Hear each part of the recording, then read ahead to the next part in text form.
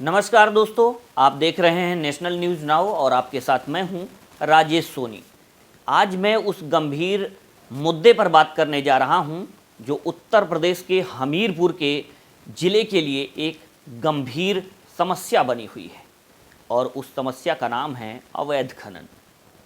हमीरपुर में अवैध खनन की जड़ें इतनी मजबूत हैं कि कोई भी उसमें कुछ नहीं कर पा रहा है। अधिकारी चाह कर भी कुछ नहीं कर पा रहे हैं। जो अधिकारी चाहते हैं कि ज़िले में अवैध खनन ना हो, वो भी हाथ पर हाथ धरे बैठे रहते हैं। और आज ये मुद्दा मैं इसलिए उठा रहा हूँ क्योंकि हमीरपुर से सदर विधायक, जो कि बीजेपी से विधायक हैं, मनोज प्रजापति, उन्होंने बहुत ही गंभीर आरोप लगाए हैं और उन्होंने साफ तौर पर कहा है कि ज़िले में अवैध खनन बहुत तेज़ी के साथ किया जा रहा है और इसमें खनिज विभाग से लेकर के जो परिवहन विभाग है, ARTO ऑफिस है, सबकी संलिप्तता है। और इसी के साथ पुलिस भी पीछे नहीं है, पुलिस की भी संलिप्तता है। और तमाम तरीके के आरोपों के साथ उन्होंने इस बात को बाकायदा मीडिया के सामने रखा कि हमीरपुर ज़िले में किस कदर अवैध खनन किया जा रहा है और नदियों का सीना छलनी किया जा रहा है। हैवी मशीनों से, पोकलैंड मशीनों से, ऐसी मशीनें जो कि पूरी तरीके से प्रतिबंधित हैं। NGT की रोक लगी हुई है, कोर्ट ने रोक लगा रखी है। हमीरपुर जनपद में CBI की जांच चल रही है, बावजूद उसके आप समझ लीजिए कि अवैध खनन करने वाले इन माफियाओं के हौसले कितने बुलंद हैं कि अवैध खनन करने से बाज नहीं आ रहे हैं। और हम ये इसलिए कह रहे हैं क्योंकि ये बहुत बड़ा सवाल तब बन जाता है जब सत्ताधारी बीजेपी विधायक इस बात का आरोप लगाते हैं और वो साफ तौर पर कहते हैं कि ऐसे ही माफिया अवैध खनन नहीं कर सकते। कहीं न कहीं इसमें प्रशासन के तमाम ऐसे हुक्मरान हैं, तमाम ऐसे नुमाइंदे हैं जो कहीं न कहीं इसमें संलिप्त हैं और उनकी ही सह पर ये पूरा अवैध खनन का खेल खेला जा रहा है।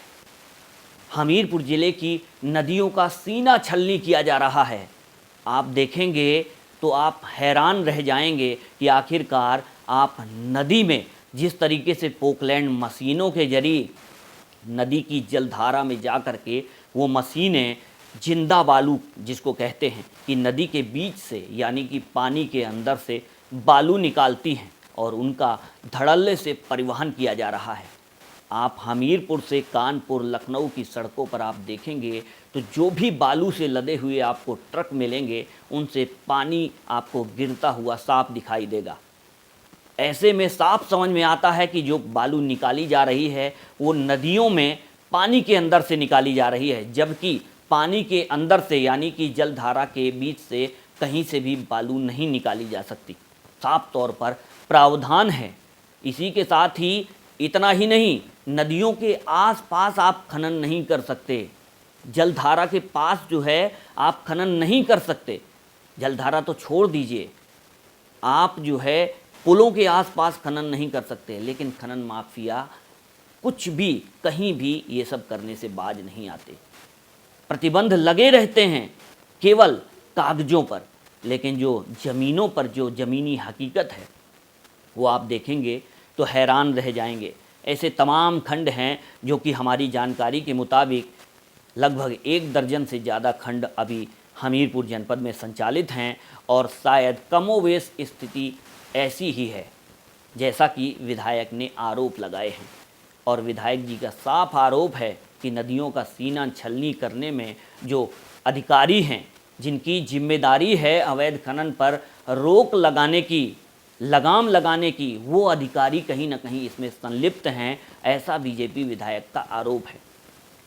और इनके आरोपों को अगर सही माने तो आप जान लीजिए कि जो सोशल मीडिया हो, डिजिटल मीडिया हो, ट्विटर हो या अन्य माध्यमों से जिस तरीके से फुटेज आते हैं कि नदियों में किस तरीके से दर्जनों हैवी मशीनों को लगा करके अवैध खनन किया जाता है, लेकिन प्रशासन के अधिकारी आंख मूंदे बैठे रहते हैं। जिनकी जिम्मेदारी इस पर कार्रवाई करने की है, कहीं न कहीं उनके संरक्षण में ही जो ये खनन माफिया हैं अवैध खनन करते रहते हैं और ये गोरख धंधा लगातार चलता रहता है। अब इस अवैध खनन से नुकसान क्या है मैं आपको बताता हूँ। इस अवैध खनन से बड़े बड़े गड्ढे नदियों में कर दिए जाते हैं, नदियों का स्वरूप बदल दिया जाता है। जो नदियाँ कहीं ना कहीं प्रकृति की सड़क कही जाती हैं, लेकिन जो खनन माफिया हैं वो नदियों के स्वरूप को बदल दे रहे हैं, किसानों की ज़मीनों को खोद डाल रहे हैं। जहाँ पर उनको पट्टा अलॉट किया गया है उससे कहीं दूर जा कर के खनन करते हैं, जहाँ पर उनको लगता है कि यहाँ पर बालू है, वो चाहे नदी की जलधारा के बीचों बीच हो, किसानों की ज़मीन में हो या फिर ग्राम पंचायत की ज़मीनों में। किसी को नहीं बख्शते ये खनन माफिया। सभी की ज़मीनों पर ऐसे लगता है जैसे इनको पूरी ज़मीन अलॉट कर दी गई हो और इनके नाम पूरी नदी का पट्टा कर दिया गया हो।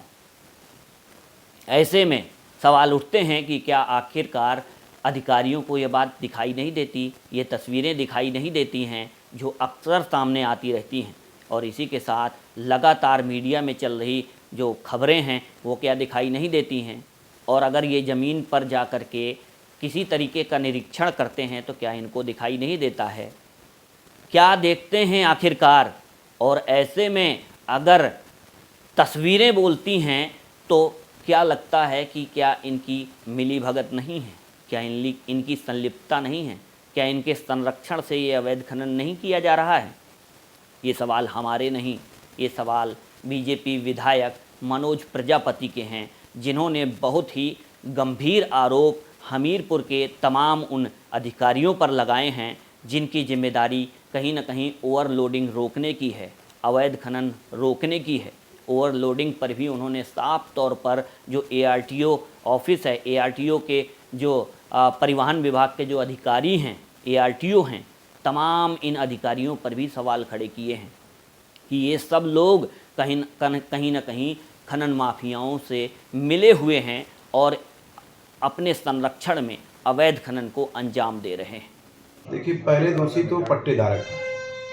पट्टेधारक अपने पट्टे का जो चिन्हांकन है उस पे खनन न करके जो अगल बगल की ज़मीनें हैं, चाहे वो ग्राम पंचायत की ज़मीनें हो, चाहे वो किसी किसान की ज़मीन हो, चाहे वो दरिया की ज़मीन हो, वहाँ पर खनन का काम कर रहे हैं। तो पहला कंपोनेंट तो पट्टाधारक है। दूसरा, पट्टाधारक की स्वयं इतनी हिम्मत नहीं है अगर उसको किसी की शय न प्राप्त हो। खनन अधिकारी महोदय स्थानीय निरीक्षण नहीं करते हैं, अगर करते हैं तो उसकी सिर्फ खाना पूर्ति करते हैं। वहाँ पर जाकर के देखने की आवश्यकता है कि खनन का जो पट्टाधारक है वो कहाँ पर खनन कर रहा है। तो ये लोग भी कहीं ना कहीं दोषी हैं। और दूसरी बात, जो ओवरलोडिंग चल रही है, हमारी सबसे बड़ी समस्या ओवरलोडिंग है, क्योंकि रास्तों की हालत जो खस्ता है यहाँ पर, हम उसको बनाते हैं, पता लगा कि 1 महीने बाद वो टूट गई।